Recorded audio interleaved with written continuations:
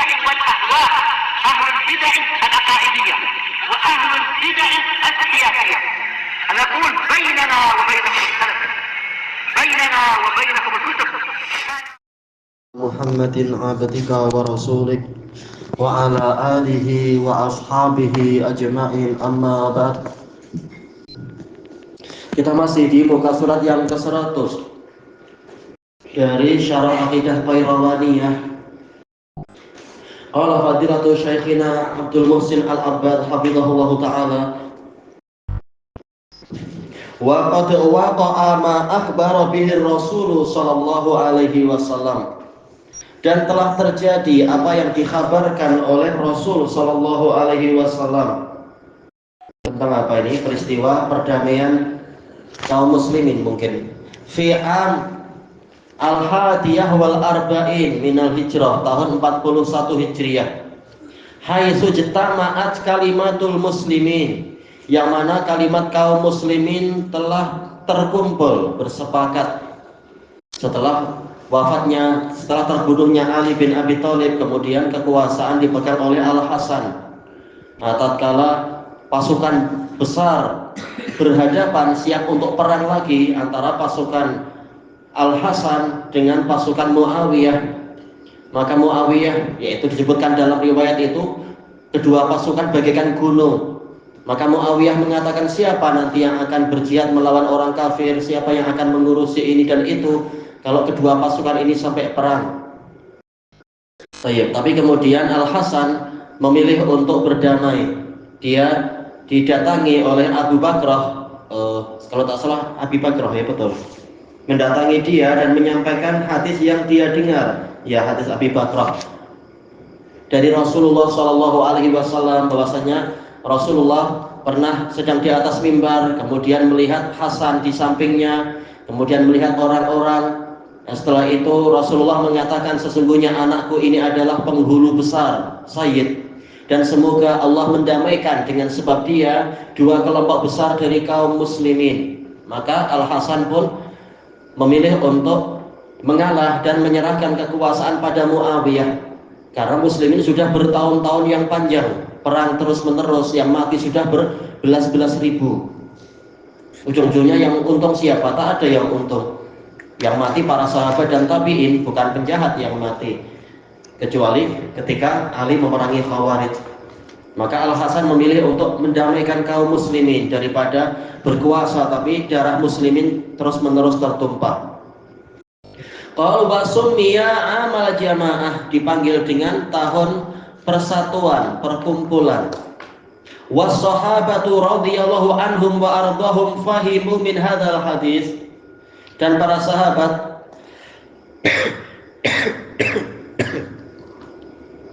memahami dari hadis ini, annal Hasan radhiyallahu an lan yamuta saghiran, Hasan tidak mati dalam keadaan masih kecil. Wa annahu saya'ish, dan bahwasanya beliau akan hidup hatta yahsula ma akhbara bihi Rasul sallallahu alaihi wasallam minas sulh, sehingga terjadilah apa yang dikhabarkan oleh Rasulullah Shallallahu Alaihi Wasallam yang berupa perdamaian. Apa kena-mengena dengan pembahasan ini? Yaitu segalanya sudah ditakdirkan oleh Allah Ta'ala, dan Allah tahu apa yang akan terjadi. Dan juga Rasulullah menceritakan beberapa perkara di masa hadapan, dan ternyata betul-betul terjadi. Maka para sahabat paham, Al-Hasan tak mungkin mati kecil, karena nanti beliau menjadi pendamai kaum muslimin yang besar sekali. Wa huwa syai'un muqaddar, dan ini adalah perkara yang telah ditakdirkan. Ya, Hasan masih kecil dalam keadaan Rasulullah menceritakan peristiwa yang akan terjadi. Berarti memang segala peristiwa sudah ditakdirkan. Dalam keadaan kita masih kecil, segala perkara sudah ditakdirkan. Bahkan sebelum kita lahir, bahkan sebelum adanya langit dan bumi, segalanya telah ditulis. Alimas sahabatu bihi qabla wuqu'ih, para sahabat tahu itu sebelum itu terjadi, karena dikabarkan oleh Nabi Shallallahu Alaihi Wasallam. Yang kelima, qauluhu, ucapan Imam Al-Qayrawani rahimahullah, Wal imanu bil qadari khairihi wa syarrih. Beriman kepada takdir yang baik dan yang buruk. Hulwihi wa murrih, yang manis dan pahitnya. Kita beriman, semuanya sudah ditakdirkan, kita tinggal menjalani. Yang penting kita berusaha berjalan di atas jalan yang benar, ikut dalil, walaupun berat, walaupun pahit, walaupun getir, walaupun letih. Kita jalani, karena kita disuruh untuk taharril haq, bersungguh-sungguh mencari kebenaran, bukan asal ikut arus dan ikut gelombang. Wa kullu dzalika qad qaddarahu Allahu Rabbuna. Itu semua telah ditakdirkan oleh Allah Rabb kita. Seperti yang disebutkan oleh Imam Ibnul Qayyim rahimahullah di dalam kitab beliau As-Sawa'iqul Mursalah. Nanti kalau di hari kiamat kita ditanya, kenapa engkau memilih pendapat ini? Maka kita akan mengatakan, ya Allah, dalam dalilmu mengatakan begini, kalam Rasulmu begini, dan pendahulu umat mengatakan begini, sementara saya disuruh untuk ikut mereka. Maka, oh ya dah, selamat. Tapi kalau mubtadi'ah ditanya, kenapa engkau berbuat gini? Apakah aku menyuruh begitu? Apakah Rasulku menyuruh begitu? Dia tak akan mampu menjawab. Dia hanya mampu mengatakan, oh pemimpin saya bilang begini, imam saya bilang begitu. Padahal pemimpin dan imam bukan maksum dan bukan sebagai tolak ukur kebenaran. Dia tidak akan selamat karena dia tidak ikut dalil. Kita ikut dohir dalil, kita selamat karena disuruh ikut seperti itu. Insya Allah demikian. Dan ini sudah ditakdirkan, tinggal kita bersabar menjalaninya. Qala jaa fi hadis Jibril wa an tu'mina bil qadari khairihi wa syarrih. Engkau beriman kepada takdir yang baik dan buruknya. Wallahu subhanahu khaliqu kulli syai'in wa muqaddiruh. Allah subhanahu adalah pencipta segala sesuatu dan dia yang menakdirkannya. Qala Allahu azza wa jalla, Allahu khaliqu kulli syai'. Allah adalah pencipta segala sesuatu. Wa qala wa khalaqa kulla syai'in faqaddarahu taqdira. Allah lah yang mencipta, dia mencipta segala sesuatu kemudian dia menakdirkan dengan sebenar-benar takdir, yaitu mengatur, menentukan kadarnya dan seterusnya. Fa kullu ma huwa kain, maka setiap perkara yang akan terjadi min khairihi wa syarrih, yang min khairin wa syarrin, yang baik dan yang buruk, huwa bi qada'illahi wa qadarih, terjadinya dengan ketetapan dan ketentuan Allah, wa masyiatihi wa iradatih, dengan kehendak dan keinginan Allah. Wa amma ma jaa fi hadis Ali radhiyallahu an, adapun riwayat yang datang dari hadis Ali radhiyallahu anhu fi du'ain Nabi sallallahu alaihi wasallam at-tawil, dalam doa yang panjang, doa Nabi, wa fihi wal khairu kulluhu fi yadaik, kebaikan semuanya ada di kedua tanganmu, wasyarru laisa ilaik, dan keburukan tidak dinisbatkan kepadamu. Bukankah takdir baik buruk dari Allah? Kenapa wasyarru laisa ilaik? Rawahu Muslim. Fala yadullu ala anna syarra la yaqa'u bi qada'ihi wa khalqihi. Maka ini tidak menunjukkan bahwasanya keburukan itu tidak terjadi dengan ketetapan dan takdir Allah. Iya, maksud hadis bukan ke situ. Wa inna ma makna, hanyalah maknanya, annallaha la yakhluqu syarran mahdhan la yakunu li hikmah, bahwasanya Allah tidaklah menciptakan keburukan yang total tanpa ada hikmah. Berarti apa? Semuanya itu mengandung kebaikan. Hatta penciptaan setan itu mengandungi kebaikan. Setannya buruk, tetapi penciptaan yang Allah lakukan itu baik, untuk memuji siapa yang paling bagus amalannya, siapa yang layak masuk surga, dan siapa yang terbukti berkhianat kepada Allah setelah diberi fasiliti. Diuji dengan adanya setan. Setannya buruk, tetapi perbuatan Allah menciptakan setan itu baik. Maka keburukan tidak boleh dinisbatkan pada Allah, karena semua perbuatan dia adalah baik. Semua perbuatan Allah adalah baik. Lalu keburukan kita nisbatkan ke siapa ya? Kepada setan, kepada diri kita sendiri. Adapun takdir, yaitu ada takdir baik, takdir buruk, itu kata para ulama yaitu al-muqaddar al-maqdi, yaitu yang menjadi objeknya. Fi'il Allah baik, menciptakan setan. Adapun yang Allah takdirkan yaitu objeknya, yaitu setannya, setan buruk, setan jahat. Pencuri baik atau buruk? Tentunya apa? Jahat, buruk. Tetapi takdir Allah adanya pencurian itu pasti baik, ada hikmahnya dan seterusnya. Wala yatarattabu alaihi faidatun biwajhin minal wujuh, yaitu tak mungkin Allah dalam mencipta suatu keburukan itu tanpa mengakibatkan suatu faidah dari sisi manapun, itu mustahil. Pasti ada faidahnya. Penciptaan lalat misalkan pasti ada hikmahnya. Penciptaan apalagi ya, nyamuk pasti ada hikmahnya. Kira-kira apa ya hikmah penciptaan nyamuk misalkan ya? Ada orang kaya dengan sebab nyamuk, adanya riset, penelitian, akhirnya terbentuk penelitian ini itu, akhirnya ada obatnya, obat nyamuk itu. Akhirnya ada orang kaya dengan sebab nyamuk. Baik. Dan seterusnya. Dan nyamuk sendiri ada siklusnya, siklus kehidupan yang pasti ada hikmahnya di situ. Nyamuk memiliki anak, ada jentik-jentiknya, nanti menjadi makanan untuk hewan-hewan yang di air dan seterusnya. Dan juga untuk menguji kita apakah sabar, dan juga untuk menghapus dosa-dosa kita dengan digigit nyamuk. Insya Allah sebagian dosa terhapus, namanya musibah. Pasti ada hikmahnya. Dan untuk diantaranya adalah untuk memperingatkan manusia, sehebat apapun kita, ternyata tak mampu kita menciptakan nyamuk. Menunjukkan betapa manusia itu lemah. Menciptakan makhluk yang seperti itu pun kita tak mampu. Kalau diserang nyamuk pun kadang marah-marah setengah mati, nyamuknya masih ada aja.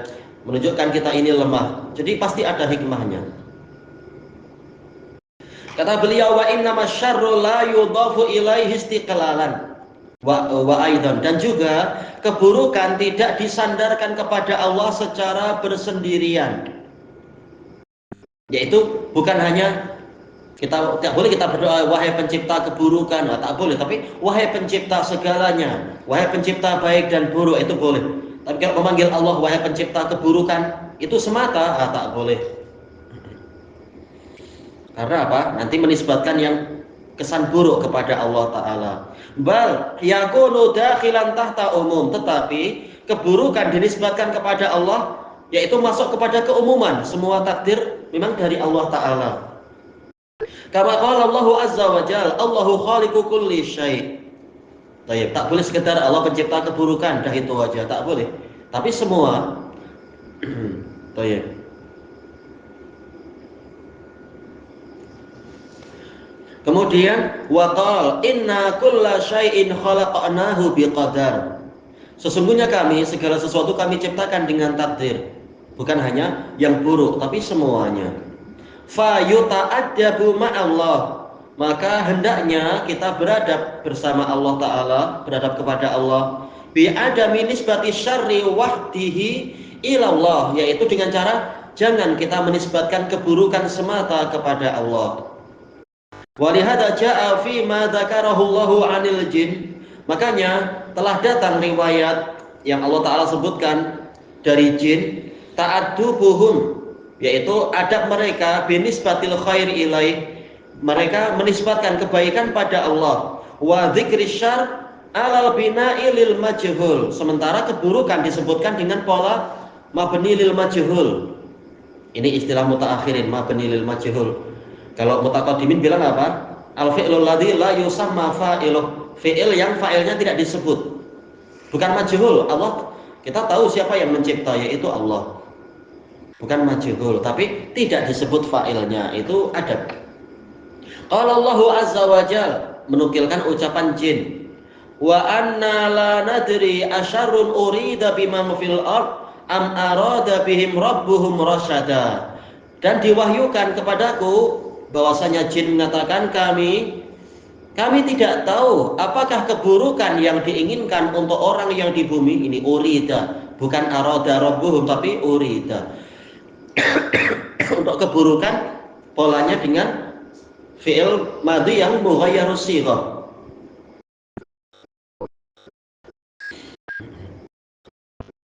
Adapun untuk yang kebaikan, am arada bihim rabbuhum rasyada, ataukah Rabb mereka menginginkan kebaikan untuk mereka, kebaikan, kelurusan, sehingga apa? Sehingga kami tak mampu lagi mencuri-curi berita langit. Kami tak tahu ini kebaikan yang Allah inginkan untuk penduduk bumi ataukah suatu keburukan diinginkan untuk mereka. Nah, ini adab. Demikian pula adab yang diajarkan oleh Nabiullah Khidir alaihi salatu wassalam di dalam surat Al-Kahfi itu. Ketika terkait dengan masalah pertama apa itu ya? Yaitu ketika naik kapal kemudian beliau mencabut salah satu dari papan kapal, dinding kapal untuk biar nampak cacat, nampak tidak bagus. Maka beliau mengatakan fa'aradtu an aibaha, aku ingin membuat dia nampak buruk agar selamat dari perampasan yang dilakukan oleh raja di seberang laut sana. Pakai aradtu, saya menginginkan itu. Demikian pula masalah kedua. Masalah pertama jelas nampak buruk, berbuat buruk, keburukan dinisbatkan pada diri beliau sendiri. Demikian pula perkara kedua, yaitu membunuh anak yang belum balik, membunuh dia, kemudian mengatakan fa'aradna ayyubdilahuma rabbuhuma khairan minhu. Maka kami, yaitu beliau sendiri, menginginkan agar Rabb mereka berdua mengganti untuk mereka berdua anak yang lebih penyayang dan seterusnya itu, yang lebih suci dan lebih penyayang. Nah, ini keinginan tadi dinisbatkan kepada diri sendiri. Adapun yang ketiga, yaitu terkait dengan menjaga pundi-pundi perbendaharaan dua anak yang ada di kota, mengatakan fa'arada rabbuka ayyablugha ashuddahuma. Rabbmu ingin kedua anak yatim itu mencapai usia dewasa dan seterusnya. Karena apa? Perbuatan yang ketiga itu nampak bagusnya, menjaga agar harta mereka tidak ketahuan untuk dicuri orang. Karena kalau dindingnya runtuh, nanti orang-orang kampung, oh ini anak kecil, rumah anak kecil kasihan, nah dindingnya kita perbaiki ya, jangan-jangan nanti harta simpanan nanti dijumpai. Nah, sebelum orang kampung tahu, maka Nabi Khidir langsung menegakkan dinding itu, tinggal apa? Menolak dengan satu tangan, seperti yang di dalam riwayat Bukhari Muslim itu, langsung tegak kembali tanpa ada yang mengetahui ada harta benda di bawah dinding itu. Ini jelas baik. Maka beliau menisbatkan pada Allah fa'arada rabbuka. Untuk dua pertama akhirnya buruk, maka dinisbatkan kepada dirinya sendiri. Ini bagian dari adab kepada Allah Ta'ala. Kemudian kita masuk ke muka surat yang ke-101. Min maratibil qadaril arba, termasuk dari tingkatan-tingkatan takdir yang 4. Kama marra bina qariban, seperti yang telah kita lewati baru saja di dalam buku ini. Level pertama apa ya yang dulu itu? Al-ilmu. Yang kedua al-kitabah. Pertama pengetahuan, yang kedua penulisan, yang ketiga al-masyiah, keinginan, yang keempat adalah yaitu apa? Al-khalaq, yaitu penciptaan. Kata beliau, masyiatullah, kehendak Allah, wa iradatuh, dan keinginannya. Wal farqu bainal masyiati wal iradah. Apa perbedaan antara masyiah dan iradah? Untuk bahasa kita hampir sama ya, keinginan dan kehendak, kemauan hampir sama. Cuma para ulama mengatakan annal masyiah lam ta'ti fil kitabi wa sunnah illa lima'nan kauniyyin qadari. Istilah masyiah di dalam Quran wa sunnah tidak datang kecuali untuk makna yaitu kehendak yang sifatnya takdir. Takdir Allah dikatakan masyiah. Baik. Wa ammal iradah, adapun iradah fa innaha ta'ti li ma'nan kauni wa ma'nan diniyin syar'i. Maka iradah terbagi dua, yaitu datang dengan makna kauni, iradah kauniyah, iradah khalqiyah, yaitu takdir qadariyah. Wa ma'nan dini syar'i, yaitu iradah syar'iyah. Berarti mana yang lebih luas? Jelas apa? Iradah lebih luas. Mungkin syar'iyah, mungkin yaitu apa? Qadariyah, kauniyah. Adapun masyiah ini pasti adalah kauniyah, sebagaimana juga diisyaratkan oleh Imam Ibnu Katsir rahimahullah di dalam tafsir beliau. Kauniyah itu takdir, kehendak yang terkait dengan takdir. Adapun iradah lebih umum daripada masyiah. Masyiah khusus untuk kauniyah. Kalau iradah terbagi dua, iradah kauniyah dan iradah syar'iyah. Kata beliau, wa min maji'iha li ma'nan kauniyyin qadari, termasuk contoh datangnya lafaz iradah tapi untuk makna kauni, yaitu iradah kauniyah, keinginan Allah yang sifatnya takdir. Qauluhu ta'ala wala yanfa'ukum nushi, ucapan Nabiullah Nuh alaihi salatu wassalam, dan tidak bermanfaat untuk kalian nasihatku. In aradtu an ansaha lakum, jika aku ingin menasihati untuk kalian, in kana Allahu yuridu ayyughwiyakum, jika Allah ingin menyesatkan kalian. Yuridu ini iradah apa? Iradah kauniyah. Adapun iradah syariah, tak mungkin Allah ingin hamba tersesat. Jelas Allah ingin hamba itu baik. Tapi ini iradah kauniyah, ada yang Allah ingin menyesatkan dirinya. Baik, maka dari sini kita bersyukur Allah Ta'ala menghendaki untuk kita yang baik-baik, menghendaki untuk kita mendapatkan hidayah, beragama dengan jelas, ikut dalil, bukan ikut sesuatu yang hari ini pendapat ini, mungkin besok pendapat lain, dan seterusnya. Tapi ikut kembali ke prinsip-prinsip. Orang boleh berubah, tapi prinsip tidak boleh berubah. Harus selalu di atas manhaj yang betul. Orang yang mengajak mungkin berubah, tetapi isi ajakannya harus selalu dipegang baik-baik. Nah, ternyata Allah menghendaki untuk tidak menyesatkan kita. Harusnya kita bersyukur. Banyak orang yang langsung diajari oleh Nabi ternyata tersesat, yaitu umat-umat yang tidak mau beriman itu. Allah menghendaki mereka tersesat. Naudzubillah. Wa qauluhu, contohnya juga firman Allah Ta'ala, faman yuridillahu ayyahdiyahu yashrah sadrahu lil Islam. Barang siapa Allah kehendaki untuk membimbingnya, memberikan hidayah padanya, Allah akan melapangkan dadanya untuk Islam.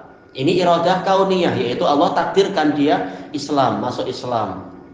Seperti Islamnya Abu Bakar, Umar, Utsman, Ali, dan para sahabat semua. Wa may yurid ayyudillah, barang siapa Allah kehendaki, Allah inginkan untuk dia tersesat, Allah ingin menyesatkan dia, yaj'al sadrahu dayyiqan haraja, Allah menjadikan dadanya itu sesak dan sempit. Ka'annama yas'adu fis sama', seakan-akan dia tengah mendaki ke langit. Mendaki gunung aja, setiap naik 100 meter kan berarti apa? Mungkin apa? Tekanan akan berkurang, dan seterusnya itu suhu juga berkurang. Sehingga apa? Lama-lama dada menjadi sesak atau sempit. Kalau orang yang tidak beradaptasi, semakin tinggi semakin tekanan udara menjadi apa? Semakin tidak normal, sehingga nafas kita jadi kurang, oksigen pun kurang, jadi terasa sempit untuk bernafas. Baik, apalagi sampai mendaki ke langit. Nah, ada orang yang diberi dakwah oleh Nabi, bahkan di hadapan Nabi langsung, tapi ternyata memang Allah menghendaki untuk dia tersesat, maka dia tidak mau masuk Islam.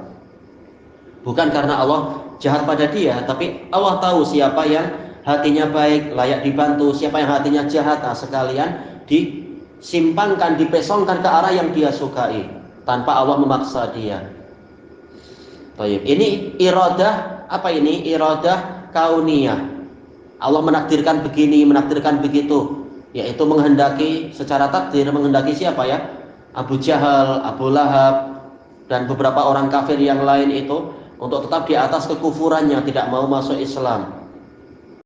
Baik. Kemudian wa min maji'il iradah li maknan syar'i, makna syar'i dini. Contoh penggunaan lafaz iradah datang dengan pola yaitu iradah syariah. Secara syariat Allah ingin ini, ingin itu, walaupun terkadang tidak terjadi, tapi Allah ingin yang baik-baik. Qaulullahi azza wa jal, yuridullahu bikumul yusr. Allah menginginkan kemudahan untuk kalian. Wala yuridu bikumul usr. Allah tidak menginginkan kesulitan untuk kalian. Baik. Kalau sekedar hadas kecil, cukup berwudu. Kalau udara dingin, pakai air suam-suam. Kalau ternyata masih tak mampu karena terlalu susah, mungkin terluka badannya, tak mampu pakai air, atau air susah didapatkan, ya sudah bertayamum. Allah ingin yang mudah untuk kalian. Ini iradah diniyah. Itu pun masih banyak yang memilih untuk tidak sholat, bahkan bukan sekedar tidak wudu, tidak tayamum, sholat pun tidak mau. Ini orang yang terlalu jahat. Padahal sudah diinginkan ibadah semudah-mudahnya, mudah tapi bukan untuk diremehkan. Baik. Wa qauluhu ma yuridullahu liyaj'ala 'alaikum min haraj. Allah tidak menginginkan untuk menjadikan satu kesulitan pun menimpa kalian. Asalnya harajan, tapi karena ada min taukidun nafi jadi min harajin. Walakin yuridu liyutahhirakum. Tetapi Allah ingin untuk menyucikan kalian. Jadi adanya tayamum ini bukan untuk membuat kalian susah, tapi ingin menyucikan kalian agar kalian jadi suci. Makanya lain antara tayamum dengan wudhu. Kalau wudhu disyaratkan isti'ab, yaitu seluruh anggota harus kena betul-betul. Toyib, yaitu apa? Betul-betul misalkan mencuci wajah, memang air betul-betul mengalir di wajah itu. Tapi untuk masalah tayamum tak perlu tamrih, yaitu melumuri wajah dengan debu, bukan begitu. Tapi cukup ditepuk sedikit, diusap sedikit. Toyib. Adapun yang ayat tadi yuridullahu bikumul yusr wala yuridu bikumul usr, ini terkait dengan kemudahan-kemudahan di dalam masalah puasa. Adapun ayat yang ini ya baru wudu dan tayamum itu ya. Waliyutimma ni'matahu alaikum, dan Allah ingin untuk melengkapkan kenikmatannya pada kalian. Di antara kenikmatannya apa? Yaitu memberikan kepada kita syariat yang sempurna dengan alternatif-alternatifnya. Baik. La'allakum tashkurun, agar kalian bersyukur. Ini semua iradah di sini iradah yang syariah. Secara syariat Allah ingin kita mudah, tapi itu pun masih banyak orang yang tidak mau. Secara syariat Allah ingin kita masuk Islam agar masuk surga, tapi masih banyak orang yang tidak mau. Qal wal farqu bainal iradatain, perbedaan di antara dua iradah di sini, iradah kauniyah dan iradah syariah. Iradah kauniyah intinya apa? Takdir. Iradah syariah intinya apa? Ya, syariat-syariat ini. Annal iradatal kauniyah takunu ammah. Iradah kauniyah itu bersifat umum. Ya, semuanya pasti akan melakukan apa yang Allah inginkan. Allah ingin kita sakit, sakit kita. Tak mampu kita menghindar. Allah ingin kita sehat, sehat tanpa kita mampu menghindar, dan seterusnya. Fima, dan juga dia umum dari sisi apa? Fima yuhibbuhullah wa yaskhatuh, di dalam perkara yang Allah sukai dan Allah tidak sukai. Misalkan ya tadi itu, yaitu sehat dan sakit, kaya dan miskin, apalagi itu gembira dan berduka, dan seterusnya. Demikian pula iman dan kufur. Nah, semuanya masuk ke dalam iradah kauniyah. Allah yang menakdirkan itu semua. Wa amal iradatu syar'iyah, adapun iradah syar'iyah, fala takunu illa fi ma yuhibbuhullahu wa yardah. Tidak terjadi kecuali dalam perkara yang Allah cintai dan Allah ridhoi, yaitu keimanan. Demikian pula apa? Ketakwaan, syukur. Wala yarda li ibadil kufur. Allah tidak ridha kekufuran pada hambanya. Allah mengatakan wa in tashkuru yardahu lakum, kalau kalian bersyukur Allah ridha untuk kalian.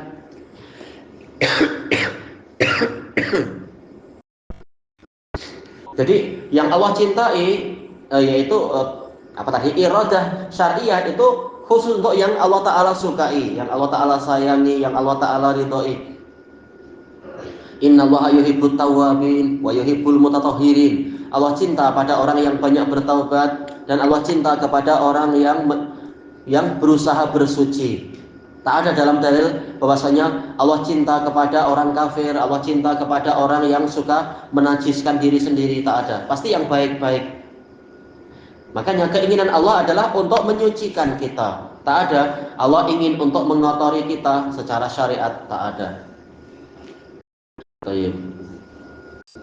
Kemudian dikatakan di sini wal kauniyah la budda min wuqu'iha. Iradah kauniyah, takdir, itu pasti terjadi.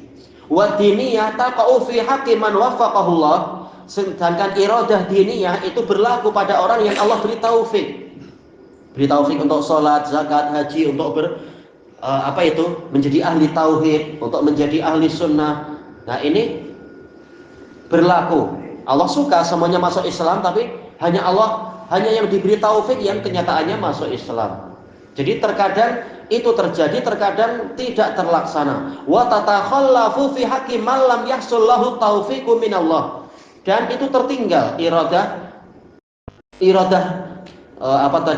iradah diniyah tertinggal. Maksudnya Allah ingin Fir'aun itu masuk Islam, tetapi Prakteknya Fir'aunnya tak mau masuk Islam. Nah, ini dikatakan tertinggal, yaitu tidak terjadi, tidak terlaksana untuk orang yang tidak mendapatkan taufik dari Allah.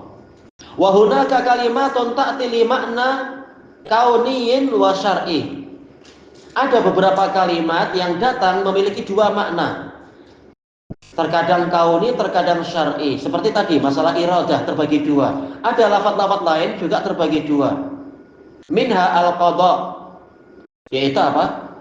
Wa qadaina, misalkan ini qadha syar'i atau qadha kauni, dia terbagi dua. Istilah qadha, terkadang qadha itu syar'i. Wa qadha rabbuka alla ta'budu illa iyyah. Rabbmu menetapkan untuk kalian jangan menyembah kecuali kepadanya. Ini qadha syar'i. Ada juga qadha yang sifatnya adalah kauni.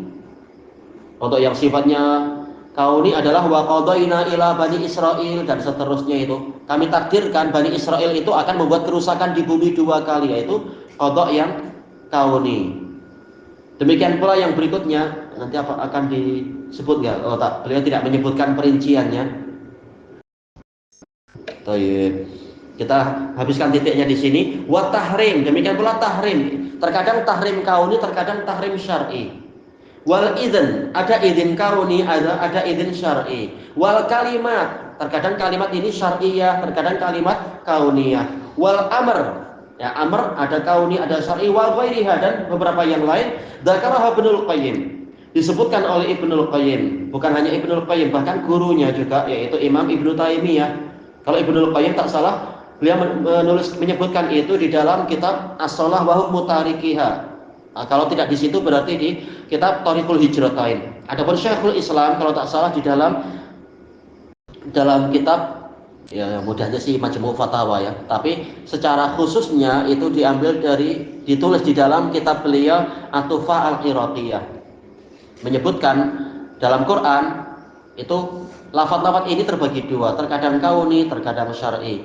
Kalau wa dzakara ma yashhadu laha minal Qur'ani was sunnah, dan Ibnul Qayyim menyebutkan dalil-dalil yang menguatkan ini, pembagian ini dari Quran dan dari sunnah fi kitab Syifa'il Alil. Jayid. Dalam kitab Syifa'ul Alil, ada di kitab yang lain juga.